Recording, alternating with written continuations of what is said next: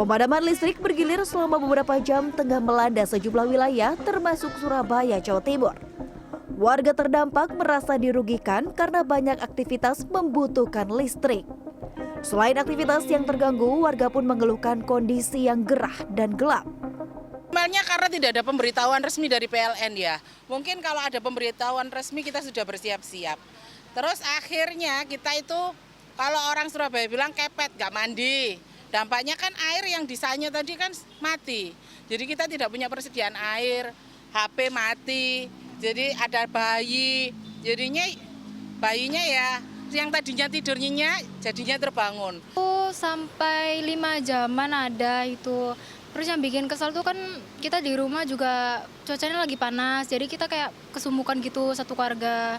Terus listrik juga nggak ada, terus kayak internet juga lemot, jadi kayak susah gitu buat bermain HP atau apa, mencari informasi untuk SPMB juga jadi terhalang. Ya mulai jam 1 sampai jam 4. Nah itu tuh AC mati, listrik mati, kebetulan di rumah juga ada akuarium, kasihan itu. Ya kita kan sebagai pelanggan PLN, itu kan harusnya kita bayarnya tiap bulan kan rutin terus, nggak ada ketelatan. Harusnya ini jadi evaluasi lah buat PLN untuk bisa meningkatkan pelayanannya gitu. Artinya kalau seperti ini gitu kan pelanggan kan banyak dirugikan.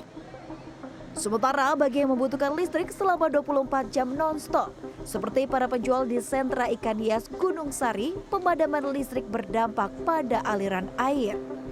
Pasalnya untuk menyuplai tiap akuarium dibutuhkan tekanan yang tinggi. Rado Kurniawan, salah satu penjual ikan hias, mengatakan listrik yang padam di stand miliknya bisa ditopang genset yang disediakan pengelola. Namun pengisian air di akuarium tak cukup mengandalkan genset. Terus kalau untuk air kita lakuin manajemen air, kita punya tandon kecil di dalam situ. Jadi ketika urgen kita bisa pakai. Kita nggak bisa, saya nggak mau berharap yang gimana-gimana karena udah sering kan yang kayak gini. Air yang mengalir di tiap akuarium milik Rado harus melewati teknologi pemurnian air. Hal ini untuk mengurangi kerak dalam akuarium, menjaga kebersihan, menetralkan bau sekaligus menarik minat pembeli. Penggantian air di akuarium perlu dilakukan minimal sehari sekali. Penjual yang satu ini pun menyediakan cadangan air di stand. Teknologi pemurnian air ini membutuhkan tekanan yang tinggi sehingga penjual ikan hias menyediakan tandon atau toren air berkapasitas sekitar 300 liter. Di dalamnya terdapat pompa air yang ditopang menggunakan genset saat terjadi pemadaman listrik. Dengan demikian, air murni tetap bisa mengalir di masing-masing akuarium.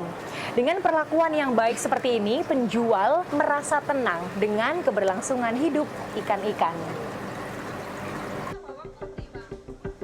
Dalam seminggu saja, pemadaman listrik di sentra ikan hias Gunung Sari disebut terjadi sebanyak 2 kali. Pengelola telah mengeluarkan lebih dari Rp900.000 untuk mengisi bahan bakar genset. Untuk durasi 4-5 jam dibutuhkan sekitar 40 liter Dexlite. Ini dilihat aja, kalau full itu lebih kan gitu ya. Kalau full, ya ada 40, 80 literan penambahannya itu. Nanti kalau mulai sering terjadi pemadaman. Terlihat kemarin tuh 4 jam itu ada 40 liter. 40 liter seharga sekarang itu ada, kemarin tuh belinya 900 lebih. Nah ini berarti kan penambahan sudah. Sebelumnya melalui pernyataan tertulis pada 19 Juni 2026, Manajer Komunikasi dan TJSL PLN UID Jatim, Dana Puspitasari mengatakan, untuk menjaga keandalan pasokan listrik kepada pelanggan, PLN melakukan manajemen beban secara terbatas dan terukur di sejumlah wilayah. Langkah tersebut dilakukan karena terdapat kendala teknis operasional pembangkit, serta ada 2 unit pembangkit besar yang mengalami gangguan, sehingga tidak beroperasi sementara dan menurunkan kemampuan pasokan listrik. Kanzata Marindora, Alan Maulana, Surabaya, Jawa Timur.